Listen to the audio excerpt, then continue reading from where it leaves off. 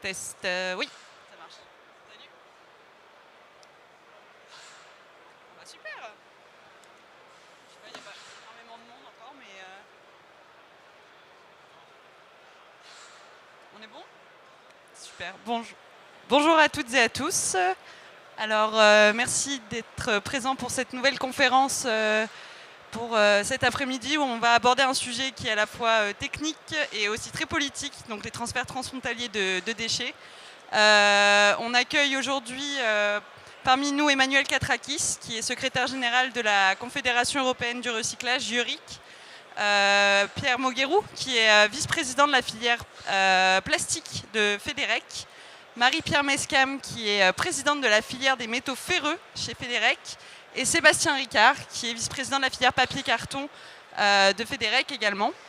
Nous avons plusieurs sujets à aborder. Donc Emmanuel Katrakis va nous représenter un petit peu les différents enjeux autour de la révision de la réglementation sur les transferts transfrontaliers de déchets au niveau européen.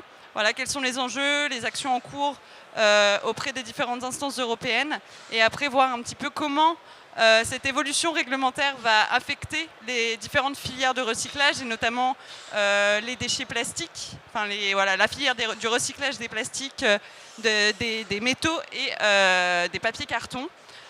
Et ensuite on aura le temps pour un échange avec vous sur la fin de la conférence. Donc voilà, je vais peut-être commencer par introduire les enjeux auprès d'Emmanuel Katrakis. Et est-ce que vous pouvez nous présenter un petit peu les différentes évolutions qui ont cours actuellement au niveau européen en matière de transfert transfrontalier de déchets. Et normalement, le micro est allumé. Bonjour, je m'appelle Emmanuel Katrakis, je suis secrétaire général de la Confédération européenne des industries du recyclage, EURIC. On est le pendant Federec au niveau européen, donc on travaille avec toutes les fédérations européennes de recyclage et également certaines actives dans la gestion de déchets au sens large. On a différents flux, différentes matières, donc c'est important dans le propos que je vais tenir, puisque on travaille non seulement sur les métaux ferreux, non ferreux, mais également sur les plastiques, les D3E, les VHU, les pneus, les textiles.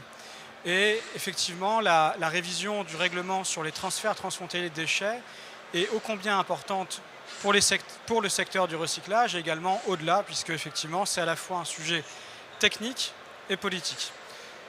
Alors, je voulais commencer simple, mais avant même de présenter le slide, le règlement, pour faire très simple, c'est un règlement qui définit les règles selon lesquelles les déchets sont transférés, donc tout ce qui a un statut de déchet, au sein de l'Union européenne et en dehors de l'Union européenne, et qui met en œuvre, tout en allant au-delà, les obligations internationales de l'Union européenne, notamment la Convention de Bâle.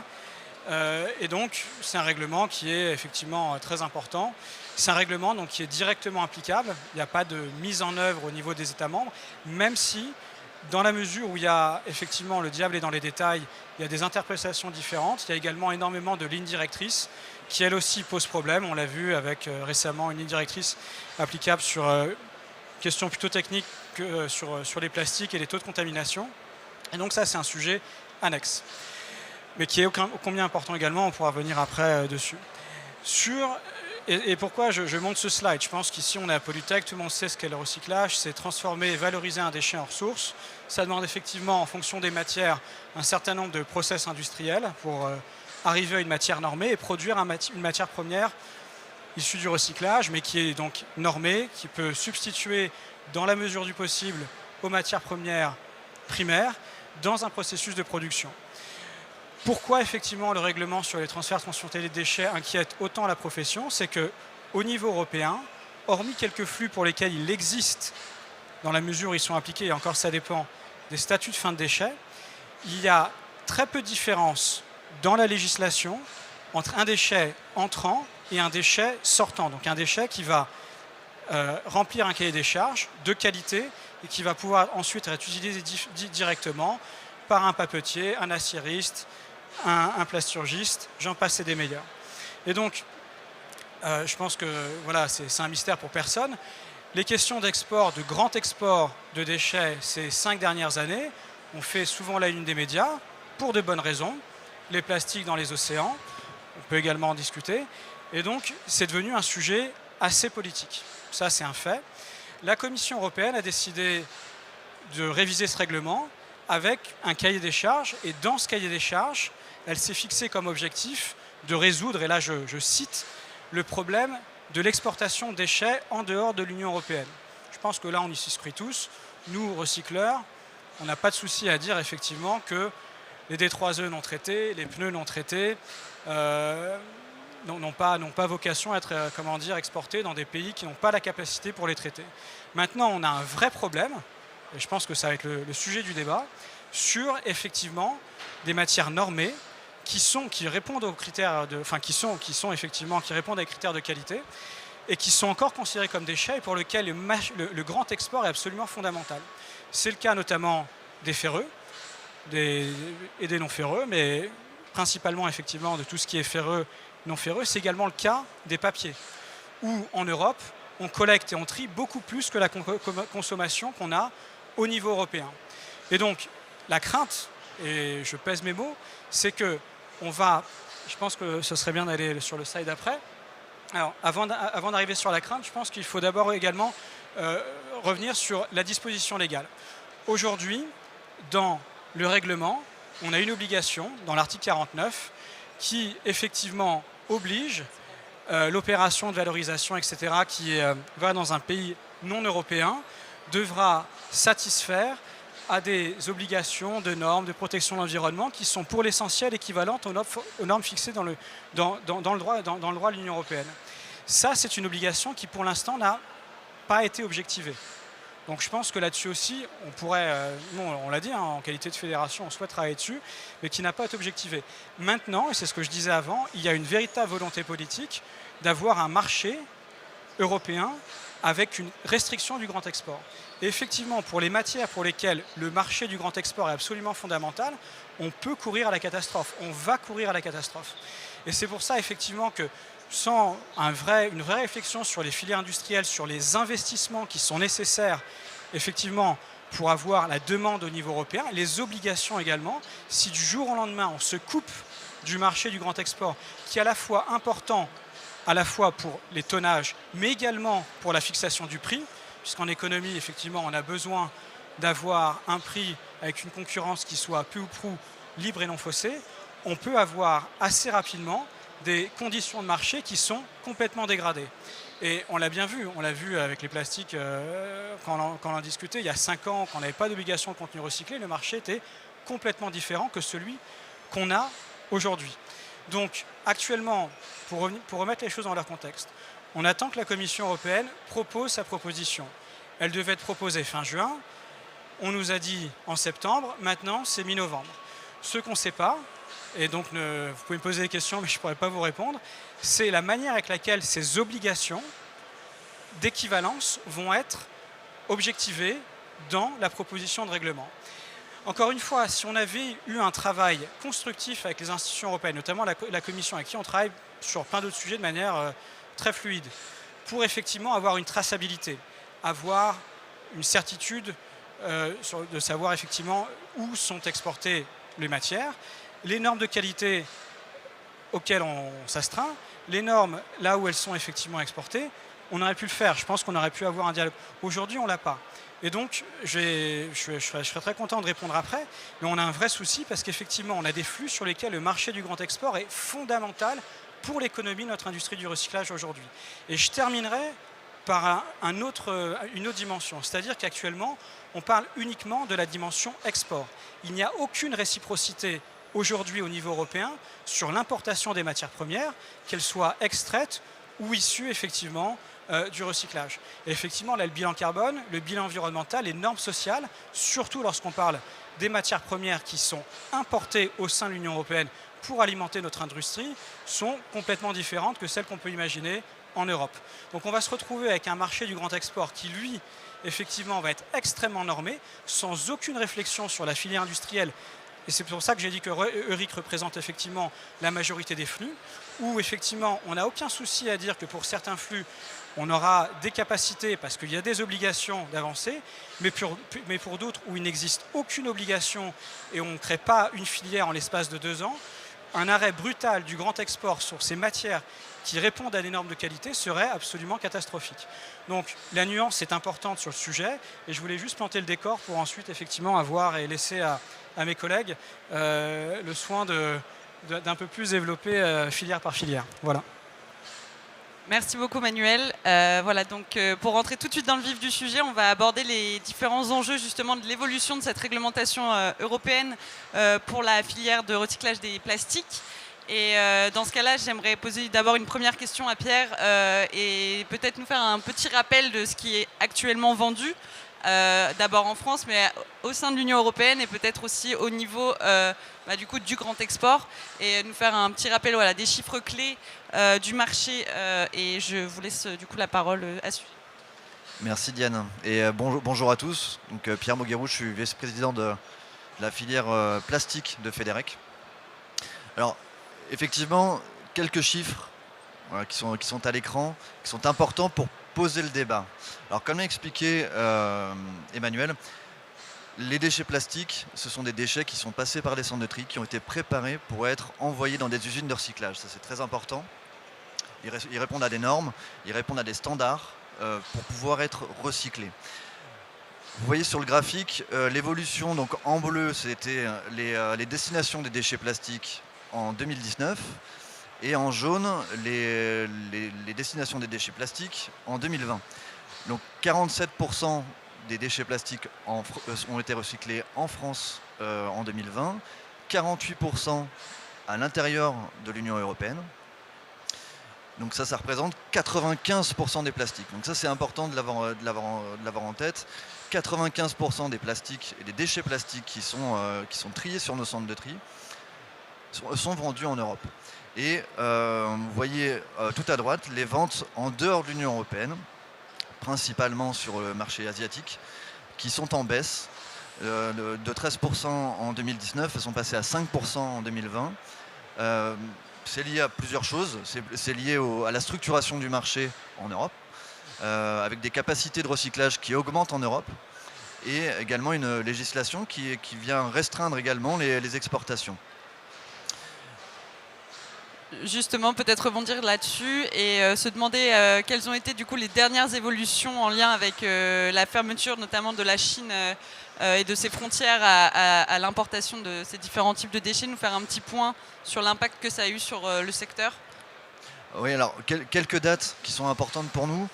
2013, c'était la première restriction qu'on appelle le Green Fence qui a été imposée par la Chine pour l'importation de déchets plastiques, qui a été un premier serrage de vis pour dire qu'on n'envoyait en Chine que des matières qui étaient relativement propres et standardisées.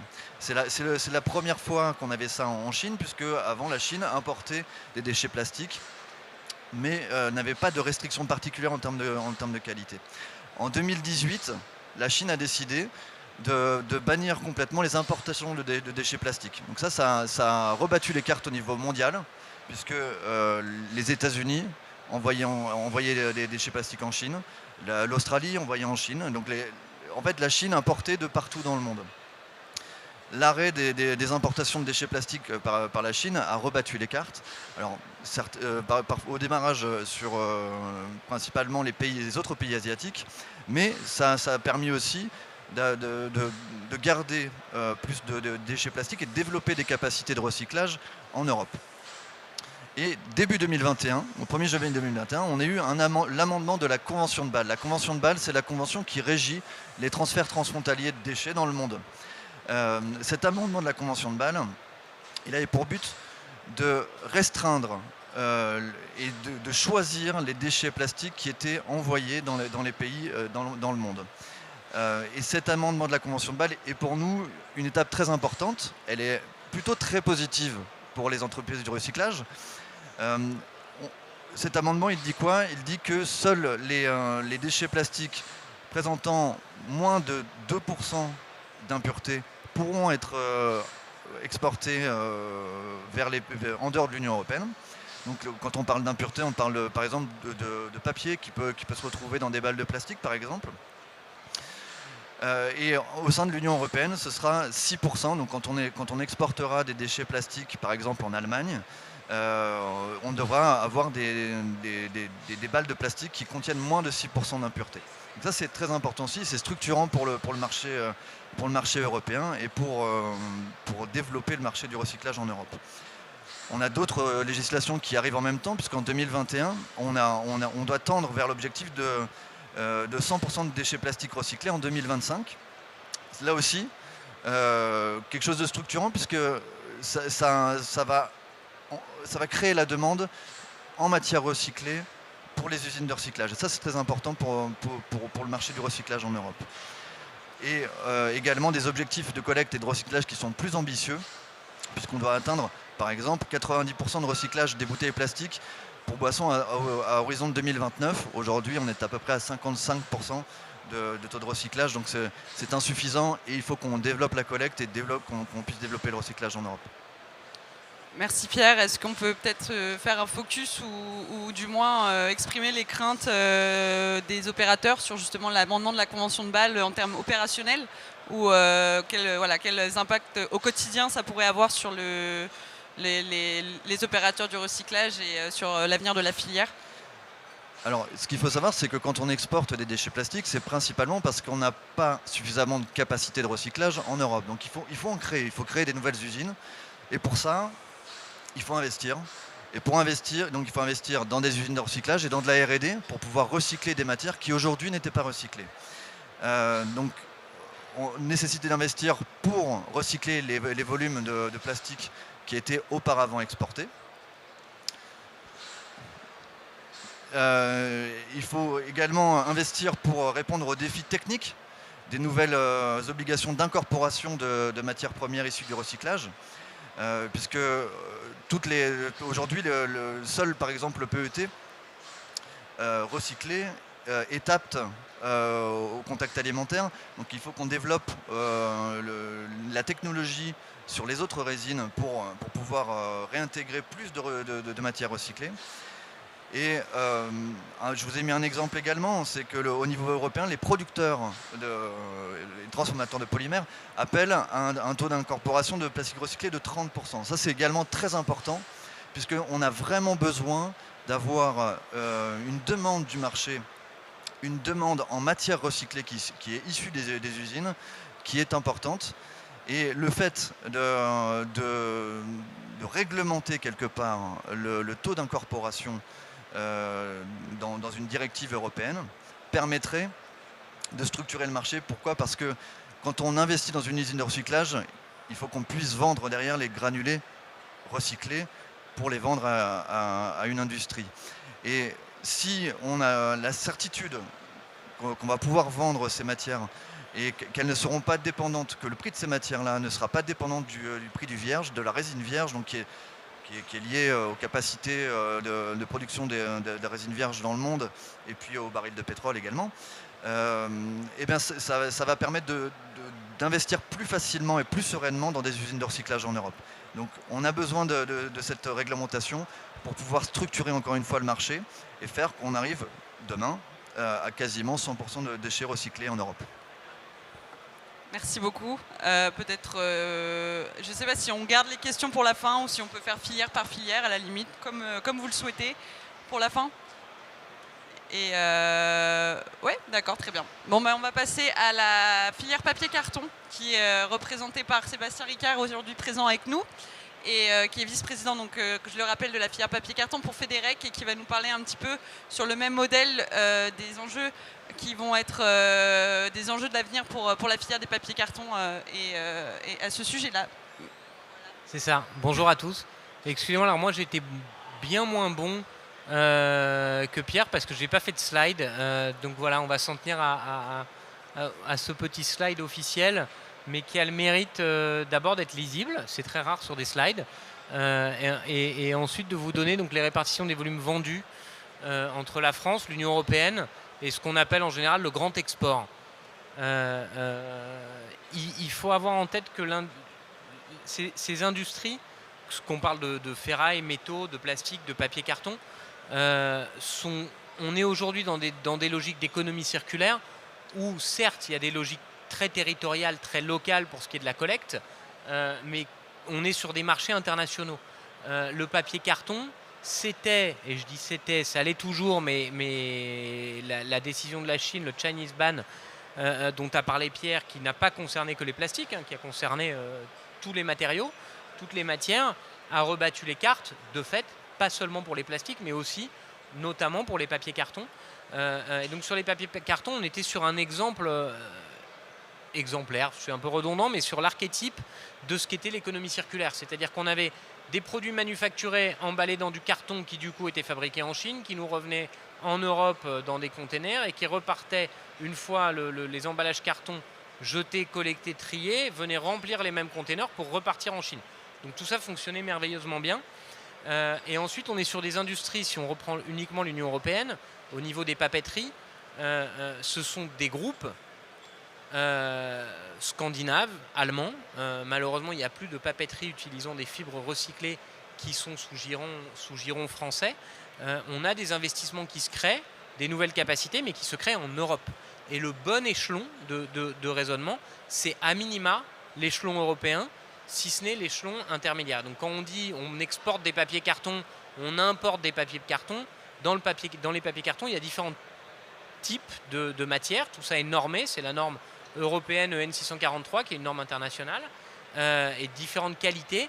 Et c'est assez facile à comprendre, votre boîte d'œufs, c'est pas la même type de papier carton que cette feuille de papier.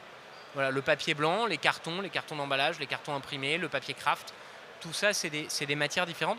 Ce qui explique ces chiffres d'export, mais qui répondent en réalité à la loi de l'offre et de la demande. Le carton repart pour faire du carton, là où le papier plutôt d'origine vierge et de très bonne qualité sert d'abord à refaire du papier blanc imprimé type écrit couleur avant d'aller faire du carton et puis au final de la boîte d'emballage type boîte 2 encore une fois. Sur ce qui est de la réglementation, puisqu'on est là pour... non, tu peux laisser. Bah, il reste. Pour ce qui est de la partie... merci. De la réglementation, on est là quand même pour parler de la directive transfert transfrontalier de déchets, Waste Shipment Directive. On est... Pardon ? Plus près. Pardon. Merci. La législation, et je tiens à le préciser parce que c'est souvent oublié, ou en tout cas ça va mieux en le disant, la législation, la réglementation, elle est là pour de bonnes raisons qui sont les mêmes que celles qui nous animent, c'est-à-dire la protection de l'environnement. On n'est pas en contradiction avec la législation. Le seul problème, c'est que l'enfer est pavé de bonnes intentions et qu'on a parfois des gens qui, avec les meilleures intentions du monde, vous font des propositions de résolution complètement absurdes, complètement contre-productives. Et c'est l'une des raisons de cette table ronde aujourd'hui. Mais il ne s'agit pas de dire non, on veut pouvoir continuer à exporter à tout crin. Pas du tout. Au contraire, on est sur une industrie, l'industrie du recyclage, qui tend à s'industrialiser de plus en plus, se professionnaliser, comme on le dit, de plus en plus. Et on a besoin de ces guides, de cet appui réglementaire extrêmement fort pour que les choses soient bien faites. On est pour l'export de matières premières issues du recyclage de qualité, et d'où l'importance des normes. Je vous parlais de la norme EN 643, c'est des standards internationaux qui permettent de savoir de quoi on parle. Dans le recyclage, notre but, c'est de produire des matières premières qui viennent se substituer aux matières vierges, avec tous les bénéfices environnementaux en termes d'économie d'énergie, en termes d'émissions de CO2 évitées qui sont associés. Et notre cahier des charges, il est assez simple. Il s'agit de se substituer aux matières premières vierges. Donc d'avoir des matières premières qui sont capables de rentrer dans des process de production existants ou qu'on va pouvoir réadapter pour les intégrer. Mais il ne s'agit pas du tout de fabriquer des matières premières qui ne trouveront jamais preneur et qui finiront à l'incinération ou à l'enfouissement. Dans ces cas-là, autant pas trier, autant pas collecter, et puis on envoie tout au trou bêtement. Mais vraiment, je tiens à insister sur ce fait qu'on n'est pas en opposition avec la législation, on poursuit le même but. Sur la Waste Shipment Regulation, ça fait 2 ans qu'on en entend parler, 2 ans qu'on ne sait pas à quelle sauce on va être mangé, entre guillemets, 2 ans qu'on ne sait pas ce qui va sortir. On en discute, on en parle, on travaille énormément avec Federec et Euric, avec les députés européens français, avec les députés, les membres de la Commission, les membres du Parlement. Courant novembre, on devrait savoir enfin ce qui va sortir. ou en tout cas sur quelle base on va pouvoir, quelles vont être les bases de la discussion. Il y a ces broadly equivalent conditions, comme on le dit en bon français, ces conditions équivalentes d'un point de vue environnemental ou d'un point de vue de la sécurité environnementale. C'est quelque chose qui est très important pour nous de pouvoir se dire qu'on va pouvoir apporter la preuve aux autorités administratives que là où on exporte, c'est pas n'importe où, c'est des usines qui travaillent selon des process reconnus, intelligents, peut-être perfectibles, mais en tout cas qui ne vont pas polluer les nappes phréatiques et l'environnement à tout va. Le problème, mais encore une fois, on n'a pas encore vu la base, et on verra courant novembre la base de discussion. Le problème, c'est que quand on parle quand on voit ces sujets poindre, on se dit, et c'était l'objet de la capsule du texte qu'Emmanuel a fait figurer, on a l'impression qu'on va demander qu'on va exiger à des pays tiers, on va avoir auprès de pays tiers les mêmes exigences que celles qu'on s'applique au sein de l'Union européenne. Et c'est assez facile à comprendre, hein. En Inde, en Chine, en Thaïlande, en Malaisie, mais aussi aux États-Unis ou en Australie, ils n'ont pas les mêmes normes, ils n'ont pas les mêmes règles, ils n'ont pas forcément les mêmes contraintes en termes d'exigences environnementales. C'est un peu dogmatique que de se dire on va aller leur imposer. Avoir une approche se disant c'est ce vers quoi on veut tendre, et très bien, mais peut-être qu'il y a une autre approche, peut-être qu'ils ne partent pas du même niveau, peut-être qu'il y a 3 ans, 5 ans d'adaptation, et que du coup la solution en réalité c'est pas l'interdiction pure et simple. L'interdiction, c'est des périodes, des mesures intelligentes, transitoires, qui vont nous permettre de les aider à monter en gamme et de comprendre aussi pourquoi est-ce qu'ils ont telle ou telle usine ou type d'installation. On a eu la rumeur, on entend parler, on entend poindre une interdiction pure et simple de l'export des matières qui sont encore sous statut de déchets en dehors de l'Union européenne. C'est encore une fois, là encore, l'enfer est pavé de bonnes intentions. On se dit qu'en interdisant l'export pur et simple en dehors de l'Union européenne, c'est très bien, les déchets vont rester au sein de l'Union européenne. Et comme on est les plus forts, comme on a les meilleures conditions environnementales du monde, la preuve, hein, on veut les broadly equivalent conditions et les imposer partout, et au moins ce sera traité comme il se doit. Il y a un rapport de la Cour de justice européenne qui dit attention à avoir des réglementations trop contraignantes sur les exports de déchets.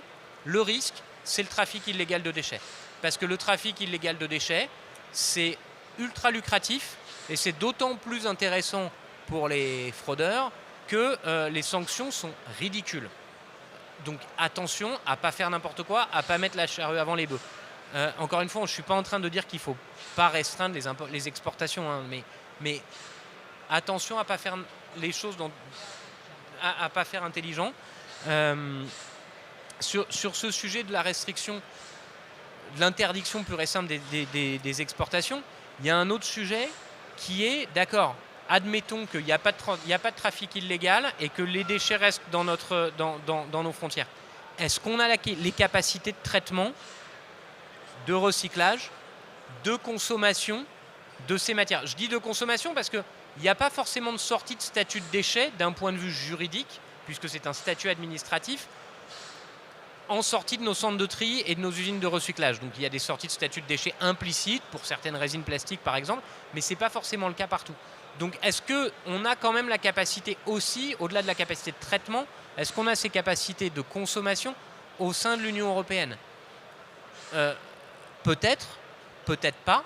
En tout cas, le premier élément de réponse que j'ai envie d'apporter, c'est créons les conditions d'investissement, de réindustrialisation de nos territoires, peut-être un peu à marche forcée, hein. Je ne suis pas en train de dire qu'il faut que ça prenne un plan à 50 ans, c'est peut-être un truc où on dit on a 3 ans et puis dans 3 ans, si vous n'avez pas fait les efforts, c'est pas grave, là vous prendrez le coup de bâton. Mais il y a cette question à se poser en parallèle de se dire c'est très bien de ne pas pouvoir exporter, mais qu'est-ce qu'on en fait? Et puis ensuite, il y a un autre sujet, il y a 2 autres sujets qui sont, à mon sens, extrêmement importants sur cette question de restriction des exportations. C'est au niveau des solutions que l'Europe, puisque c'est la zone, à mon sens, hein, la zone à l'échelle de laquelle on se doit à minima de réfléchir, qu'est-ce que l'Union européenne peut nous apporter? L'Union européenne a publié l'année dernière un paquet économie circulaire, le Circular Economy Package. Emmanuel vous en parlera bien mieux que moi, qui met en avant et qui pose les conditions d'un marché intérieur,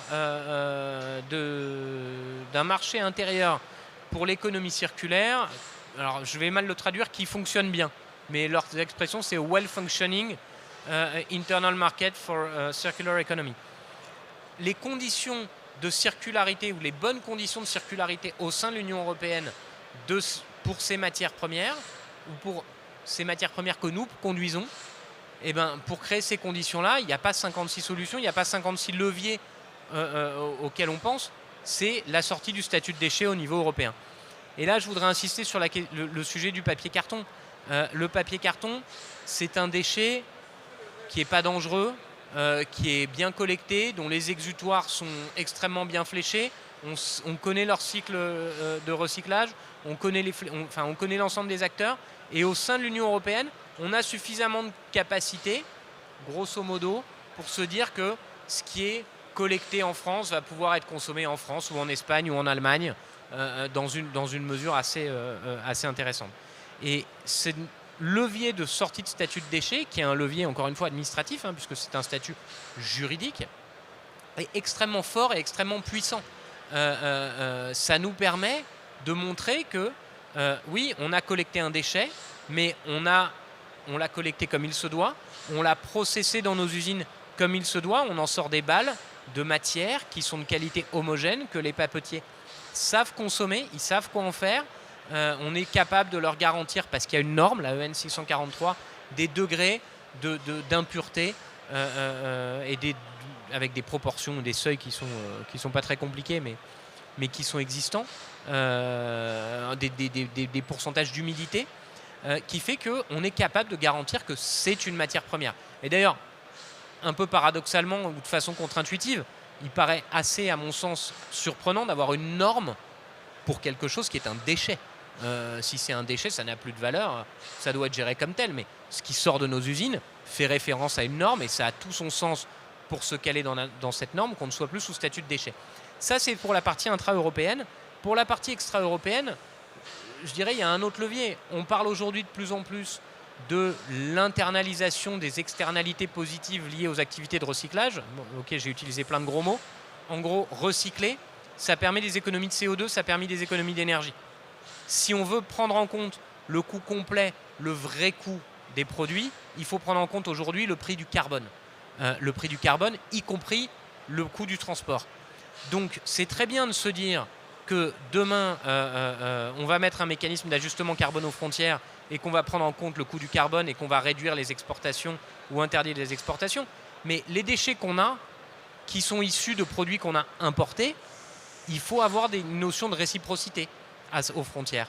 C'est-à-dire de se dire qu'on interdit l'export de déchets dès lors qu'ils sont dangereux ou en tout cas qui présentent un risque ou en tout cas qu'on les laisse sous statut juridique de déchets. Très bien, mais ayons une contrepartie qui est qu'à partir du moment où on a un produit qui vient du grand export, qui est carboné, qui est produit dans des conditions environnementales qui ne sont pas équivalentes à celles qu'on exige au sein de l'Union européenne, et bien dans ces cas-là, on met une taxe suffisamment importante, suffisamment non pas dissuasive, parce que c'est pas ça, il ne s'agit pas de faire d'avoir un bâton pour taper dessus, mais suffisamment importante pour que ça reflète le coût réel sur l'économie, mais aussi sur l'environnement de l'importation de ce produit, et que finalement la taxe à l'entrée permette de financer en quelque sorte le coût qu'on aura dans la prise en charge de la gestion de déchets. Je ne suis peut-être pas uniquement resté sur la question du papier carton, mais quelque part si, parce que c'est la Chine, c'est international et c'est un matériau extrêmement noble et extrêmement riche. Merci beaucoup. Et non, c'était très exhaustif. Je vous remercie déjà d'avoir souligné tous ces enjeux et justement de faire cette distinction entre ce qui fait l'objet de normes et ce qui doit pouvoir être considéré comme une marchandise pouvant faire l'objet d'une libre circulation, et de ce qui est un déchet et qui doit faire l'objet de restrictions à l'exportation. et réciproquement l'objet de restrictions à l'importation. Voilà, donc ça c'est ce que voulaient bien souligner en tout cas Sébastien, Emmanuel et Pierre. Et maintenant on va aborder plutôt la question des métaux ferreux qui en fait est une filière particulière. Et Marie-Pierre Mescam vous l'expliquera mieux que moi, elle est présidente de la filière métaux ferreux de Fédérec et va souligner notamment pourquoi les exportations sont partie constitutive, on va dire, du marché du recyclage de ces types de métaux. Et voilà, donc je vous laisse déjà aborder ce premier point. Bonjour à tous. Donc Marie-Pierre Mescam, donc je suis présidente de la branche métaux ferreux de Fédérec. Donc effectivement, à l'instar de tous mes confrères, le problème, il n'est pas dans le fait que nous ne voulons pas qu'il y ait une interdiction d'exportation. Nous voulons, si nous ne pouvons pas exporter, qu'il y ait effectivement de la consommation sur nos territoires. Et aujourd'hui, comme on vient de le dire, construire une usine, pour nous, construire notamment des fours électriques, puisque ce sont les fours électriques qui consomment les matières premières issues du recyclage dans les métaux ferreux, ça ne sera pas tout de suite. Et donc, garder des déchets aujourd'hui, des déchets. Pour moi, ce ne sont plus des déchets une fois que nous les avons effectivement traités, ce sont des matières premières issues du recyclage. Les garder sur nos territoires si nous n'avons pas de consommation, cela ne se fera pas, il ne faut pas rêver. Donc aujourd'hui, l'UE des 28, bien sûr, exporte principalement en Europe, un peu comme mes petits confrères, vous avez pu le voir. Donc 66% en France, 31% dans l'Union européenne et 3% hors UE. En 2020, puisque nous n'avons évidemment pas encore les chiffres 2021, nous avons exporté 48,9 millions de tonnes pour une importation de 31,5 millions de tonnes. Donc comme le disait Sébastien tout à l'heure, on ne fait pas n'importe quel produit avec n'importe quelle matière première. Et certaines de nos usines ont besoin de pommes. Nous, on produit des poires. On exporte nos poires et ils importent des pommes. Donc voilà, comme ça, on ne peut pas effectivement consommer tous les produits, faire des produits plats ou des produits longs avec n'importe quelle matière issue du recyclage. Le premier importateur effectivement de métaux ferreux, c'est la Turquie depuis très longtemps. Pourquoi ? Parce que la Turquie fonctionne quasiment exclusivement avec des fours électriques. Et encore une fois, les fours électriques consomment 100% de matières premières issues du recyclage. Donc on a ensuite l'Asie, alors hors Chine, puisque la Chine ne consomme que très peu de matières premières issues du recyclage. Très loin derrière, les États-Unis. La France, quant à elle, exporte 6,1 millions de tonnes pour 1,5 millions de tonnes d'importation. Donc vous comprenez bien que si aujourd'hui on arrêtait d'exporter nos matières premières issues du recyclage de métaux ferreux, on aurait juste un petit problème. Voilà, donc là je ne sais pas si c'est très lisible, mais vous avez effectivement la balance du commerce mondial en termes de métaux ferreux, donc avec effectivement les destinations, les provenances. C'est le résumé de ce qu'il y avait sur le slide précédent en termes de chiffres. Voilà. Donc, on a plusieurs raisons, comme je l'expliquais tout à l'heure, à l'exportation. Donc, effectivement, nous sommes des pays qui recevons énormément de produits manufacturés venant d'autres endroits. La plupart, et notamment dans les non-ferreux, nos industries du recyclage sont des industries matures. Nos pays sont malheureusement un peu désindustrialisés, voilà. Et la fabrication de l'acier, effectivement, en fonction de hauts fourneaux ou de fours électriques, comme je disais tout à l'heure, change principalement le taux d'incorporation. Et comme vous pouvez le voir, en France, la part électrique n'est que de 32,5%. Donc même si on fait un peu d'acier aussi à l'oxygène, on fait aussi beaucoup d'acier en hauts fourneaux. Donc les hauts fourneaux ne consomment pas beaucoup, on va dire peu de matières premières issues du recyclage. Je rappelle, dans un haut fourneau, on fait de l'acier avec du minerai et du coke. On peut faire une part d'entrant on va dire en ferraille, pour parler vulgairement, j'aime pas ce terme, mais comme ça parle un petit peu à tout le monde. Aujourd'hui, on pense que nos fourneaux sont entre 20 et 25% d'entrants. Au mieux, même avec beaucoup d'efforts, ils seront peut-être à 30. Alors peut-être qu'en 2050 ou en 2100, ils pourront consommer tout ce qui est produit en France et en Europe. Ok. Peut-être qu'en 2100, on aura construit 10 fours électriques en Europe. Ok. Aujourd'hui, on parle d'une loi qui peut nous impacter dans les mois à venir. Donc vous comprenez effectivement qu'on soit très très inquiets. Donc moi j'ai fait des calculs, alors je les ai fait un peu de façon néophyte. Pour remplacer une tonne de minerai, il faut à peu près, bon j'ai dit 500 kilos, enfin voilà. Normalement c'est plutôt 1 pour 6, mais donc si on convertit ce que la France consomme en minerai de fer aujourd'hui, c'est-à-dire à peu près 13 millions de tonnes, on n'arrive pas au taux d'exportation de ce qu'on produit en matières premières issues du recyclage. Donc de toute façon, même avec la meilleure volonté du monde, sans création de nouvelles unités, je ne vois pas comment on pourrait faire. Voilà, donc encore une fois, les métaux ferreux, moi je parle des métaux ferreux parce que c'est ma spécialité, mais on peut l'appliquer aussi aux métaux non ferreux. Ce ne sont pas des déchets, ce sont des matières premières avec des codes également, des standards. Il y a des référentiels européens comme un produit. D'ailleurs, on peut aussi faire de la sortie du statut de déchet. Et encore une fois, on les envoie dans des usines pour être consommés, pas pour être triés ou traités parce qu'on ne sait pas le faire. On les envoie uniquement pour être consommés. Donc comme je viens de le dire, il faudrait qu'on construise effectivement de nouvelles unités, donc avec des investissements colossaux, donc plusieurs décennies nécessaires. Ensuite, toutes les catégories ne trouvent pas effectivement preneurs sur nos territoires parce que nous n'avons pas les technologies, parce qu'on a délocalisé. Et aujourd'hui, comme le papier carton, quand les usines de production sont en Chine, on ne peut pas le consommer chez nous, c'est évident. Pour les métaux ferreux, c'est également pareil. Quand l'industrie automobile délocalise dans des pays très lointains, ils ont besoin d'acier pour refaire effectivement des bobines de tôle, etc. Et la consommation, elle se fait dans les produits, dans les pays consommateurs. Encore une fois, comme je le disais, les besoins en qualité ne sont pas toujours alignés. Vous voulez des poires, mais on fabrique des pommes, donc on fait un échange, on exporte et puis on importe. Et aujourd'hui, les hauts fourneaux, on en a quelques-uns en France, se font des grandes phrases en disant qu'ils peuvent tout consommer. Oui, un jour, ils pourront tout consommer. Aujourd'hui, ce n'est pas le cas. Et aujourd'hui, on parle de demain, on ne parle pas de dans 20 ou 30 ans. Donc, les craintes, de la même façon que pour toutes les autres matières, si on n'a pas de consommateurs, on arrêtera de produire, on arrêtera de recycler, on arrêtera d'aller au bout du recyclage, d'inventer tout un tas de machines qui nous permettent de trier toutes les fractions, d'enlever tous les indésirables et d'avoir la part de déchets ultime la plus petite possible.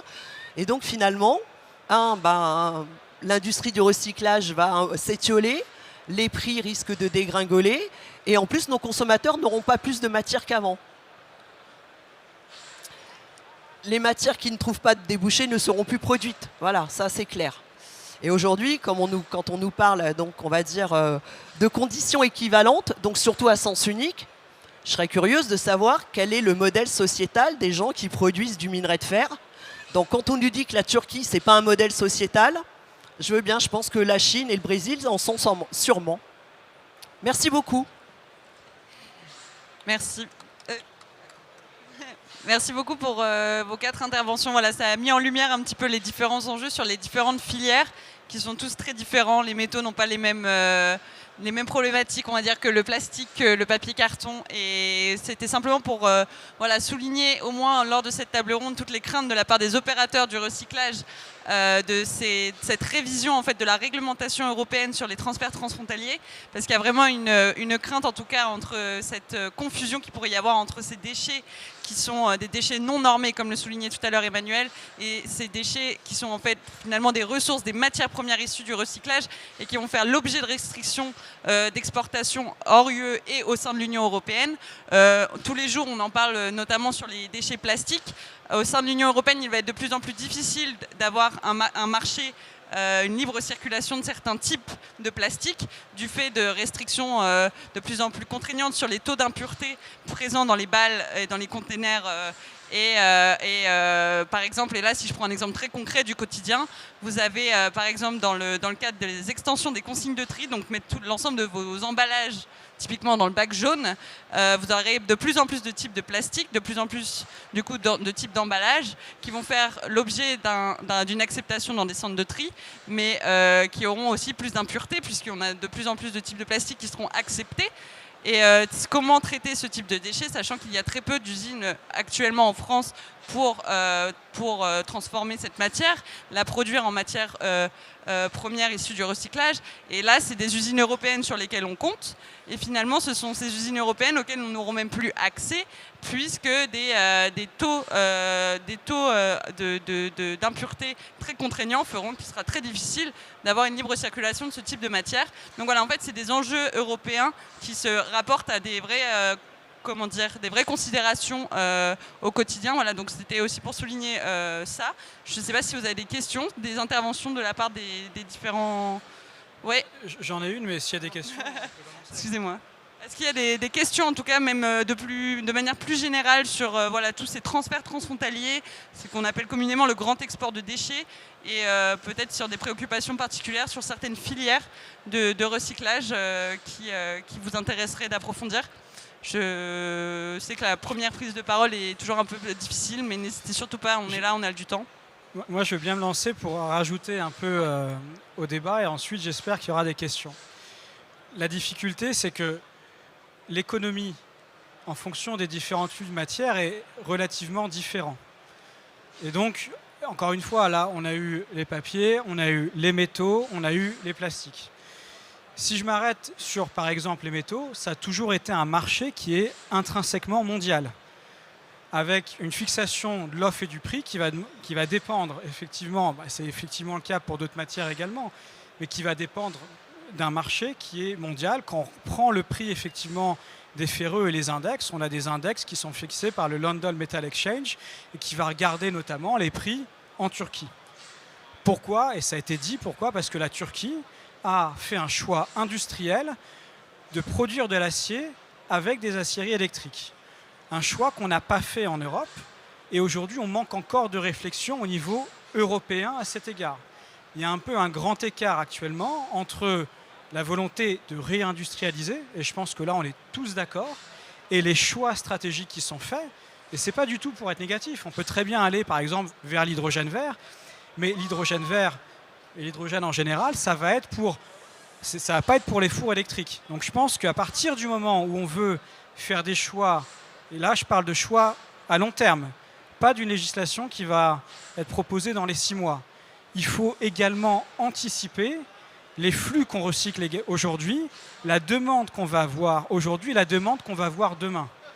Donc, encore une fois, personne n'exporte des métaux issus du recyclage pour les enfouir.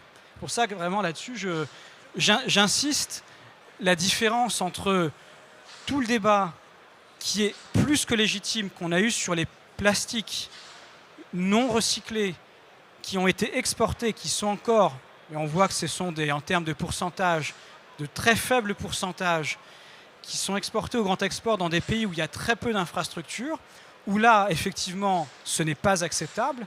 Notre réponse en qualité d'industriel, ça a été de dire il faut créer une filière. Ça veut dire un marché européen où on a des conditions qui sont plus harmonisées. Statut de fin déchet, c'est compliqué pour les plastiques, on n'a pas abandonné. Ça veut dire également des taux d'impureté qui sont mieux harmonisés et une meilleure connaissance de la part des autorités publiques européennes et nationales de ce qu'on produit, de ce qu'on demande nos clients. Et effectivement, deuxièmement, créer une demande. Il n'y a pas une seule économie, quelle que soit la filière, qui va, fonctionner s'il n'y a pas un fournisseur et un acheteur. Ça ne marche pas. Et c'est effectivement là, c'est pour ça que je reviens là, je prends le métaux, mais je pourrais faire pareil avec les papiers ou pareil avec les plastiques. Mais là, les métaux, aujourd'hui, on a un marché qui est intrinsèquement mondial et on va très certainement imposer des restrictions aux exportations qui vont que dans un sens, sans avoir pensé l'intégralité de la filière. Et ça pose un vrai souci. C'est-à-dire que si du jour au lendemain, on dit maintenant c'est fini, et qu'on n'a pas de demande, et au-delà des effets d'annonce, mais pas de demande, ça va poser un vrai souci. Et là, ce n'est pas une protection de l'environnement qui va être sublimée, ça va être effectivement, et on l'a dit, lorsqu'on recycle, lorsqu'on substitue du minerai de fer avec du recyclé, et bien effectivement, on a des économies de CO2, que celui-ci soit utilisé en Europe ou en dehors de l'Europe. Et très franchement, pour Euric, on l'a dit à nos partenaires commerciaux qui aujourd'hui se battent pour avoir ces restrictions à l'exportation, on vous soutiendra si vous voulez augmenter vos capacités en Europe. Mais par contre, il faut être franc, il faut avoir aussi un discours sur long terme. Il ne faut pas croire que dans 6 mois, 1 an, 2 ans, on va fermer le grand export sous motif de motifs environnementaux peu ou prou légitimes, surtout lorsqu'on parle d'acier et de métaux. Et effectivement, à côté de ça, ne pas penser à l'avenir, parce que l'avenir, c'est demain. Donc c'est vraiment ça. Je pense que c'est vraiment un débat compliqué. Il y a le débat de la norme, et ça, on peut en discuter. Puis il y a le débat de la filière industrielle, et ça prend du temps et de l'argent. Voilà. Si je peux compléter, ça révèle ce qui est l'essence de l'économie circulaire, c'est-à-dire le partenariat. C'est-à-dire qu'on a besoin de l'amont pour avoir suffisamment de déchets bien collectés, bien triés, pour pouvoir produire une matière première en quantité suffisante et de qualité, et on a besoin du partenariat en aval pour consommer les matières. Encore une fois, on ne va pas s'amuser à produire des matières premières qu'on ne peut pas vendre, qui ne trouvent pas preneur. On ne va pas s'amuser à exporter des matières premières pour les enfouir. Ce dont on a besoin, c'est de ces partenariats, et si au niveau européen, on a suffisamment de capacité de consommation, on sera prêt, la question ne se posera pas. Moi, je ne veux pas que ça soit un monologue, et après, vraiment, je laisse. Par exemple, je prends toujours là, parce qu'on a parlé des plastiques. Sur les plastiques, il y a 5 ans, le débat était différent. Maintenant, on a les objectifs de contenu recyclé. On sait que ça va continuer. On est plus serein. C'est-à-dire qu'on investit sur l'outil productif, sur le R&D, parce qu'on sait qu'in fine, les choses avancent dans la bonne direction. On n'est pas en train de discuter de ce pareil objectif aujourd'hui pour les métaux ou encore pour les papiers. Donc, il y a un moment, il faudra qu'on se mette autour de la table. Si on veut avoir un marché uniquement régional, il faudra que ça aille dans les deux sens. Merci beaucoup. Je ne sais pas s'il reste assez de personnes dans la salle pour poser quelques questions, mais n'hésitez surtout pas si vous avez des interrogations. Et on sait que c'est un sujet assez complexe, un peu politique, donc voilà, c'est tout à votre honneur en tout cas, et sinon on pourra clôturer ici. De toute façon, c'est terminé. Pas de questions? Merci à tous, merci pour votre participation. Il n'y a pas de contradicteur. Il n'y a pas beaucoup de contradicteurs dans la salle, donc c'est un peu trop facile. On a bien réussi en tout cas, la mission est passée. N'hésitez pas. Hein.